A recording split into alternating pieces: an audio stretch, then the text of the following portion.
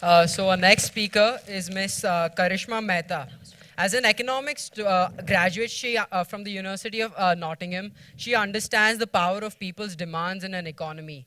What she also understands is that some demands cannot be supplied, such as intangible things, like, for instance, emotional support. She created Humans of Bombay page as a reflection of the life present in this bustling and busy city.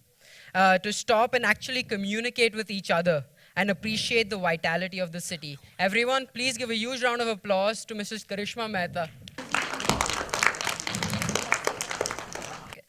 So we all have a lot of ideas growing up. My first real idea was when I was 10 years old. I was in fourth grade, I think, and I wanted to tear the unused papers behind the notebooks that were left over after school, rebind them, and make fresh notebooks for less affording families. I ended up making 3 notebooks, very badly constructed, but books nonetheless, and give it to my domestic help. So the idea bug caught on early, but I just didn't read into it.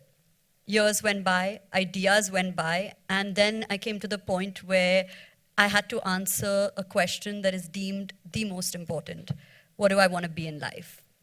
For the life of me, I cannot understand how a child is supposed to magically have an answer to this question by a certain age. I don't understand it. But let me tell you a little bit about my education. In high school, when I guess I was around your age, I took history, theatre arts, and English at the higher level. I then got a major in business and economics in my college life, only to end up having a career in photojournalism. So really, nothing connected that much. The idea for Humans of Bombay came to me pretty much like every idea comes to people randomly and out of the blue. I was binge reading online in college, the usual, and I stumbled upon a Humans of New York story. And I was just inspired. I felt something and always thought, what it's going to be like in a place that I've grown up, in a place like Bombay.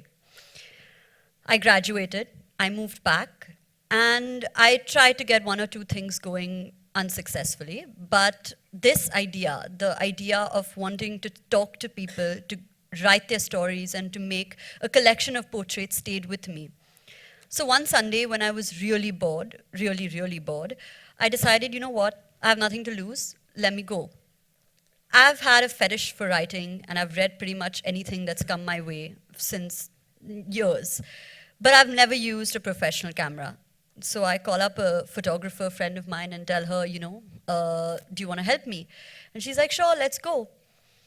So I went on my first Humans of Bombay shoot, and let me tell you that 9 out of 10 people said no.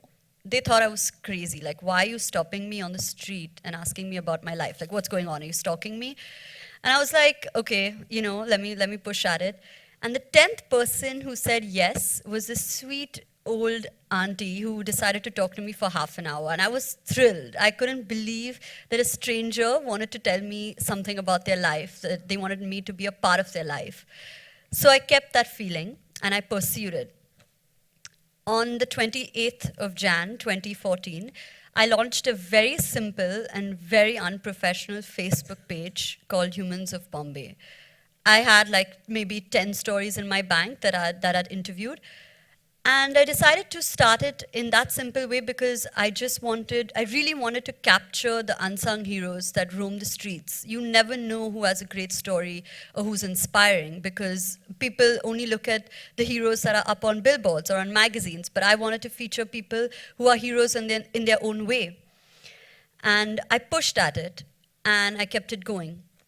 When I told people at that point that I want to pursue this as a full-time career, it was considered very stupid. Valid questions like, how are you going to fund this? Or how is the money going to come? Questions like, where are you taking it? And what's the point?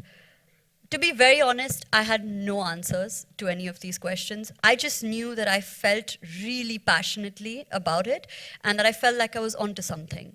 So stubborn as I am, I was like, I'm going to still do it. Through time, Humans of Bombay has actually broken a certain amount of stereotypes. And I'll just show you quickly a recall of 4 very, very valid stories on my page that have changed it. So this was a man who was sexually assaulted from the age of 7 and went on to being gang raped multiple times by his own uncle, and then declared that he was gay. So this kind of broke the stereotype of sexual orientation, because thousands, I mean, that would be a very, very small number. Millions of people across the world showed their support towards him and said, you know, that it's fine, like you are what you are, and you are in fact like celebrated as a hero.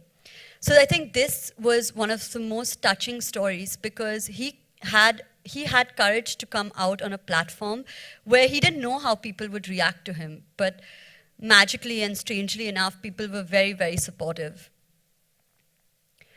This is a story of a woman who got married at the very young age of 19, and she was pregnant by the age of 20.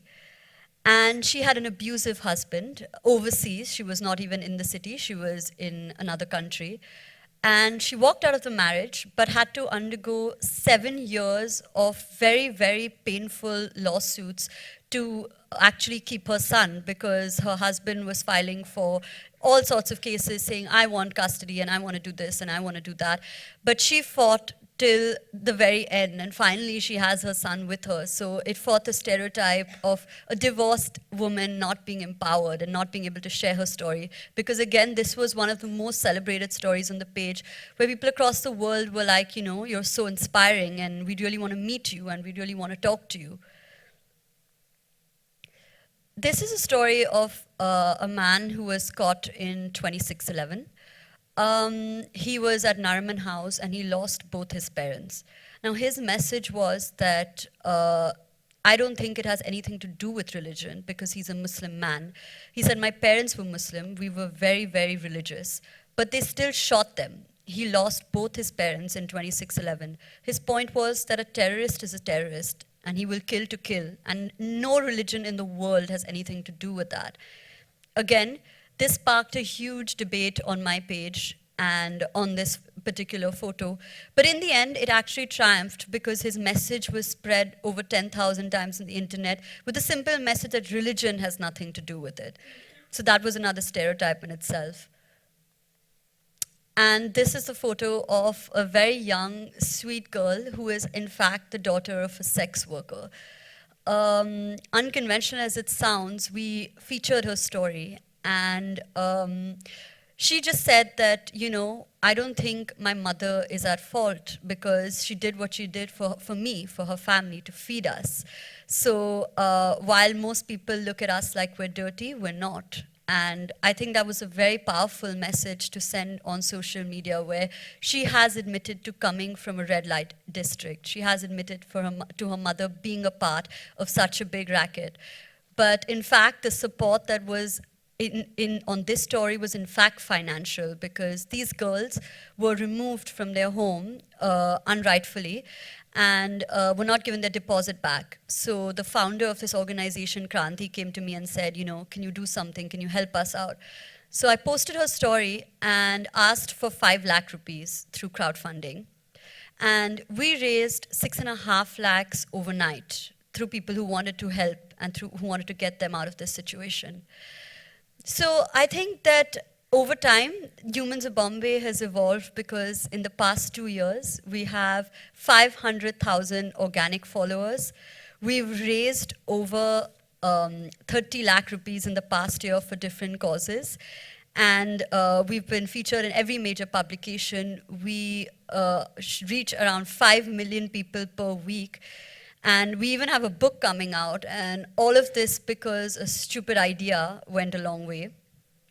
So I'll just end with this. I don't know how to go on, and I don't know how to make this long speech, but I'll just end with this, where you don't have to know where you're going, as long as if you have an idea that makes you feel something. It doesn't matter what you've majored in or what the world tells you, because really, you're just one stupid idea from making it really big. Thank you.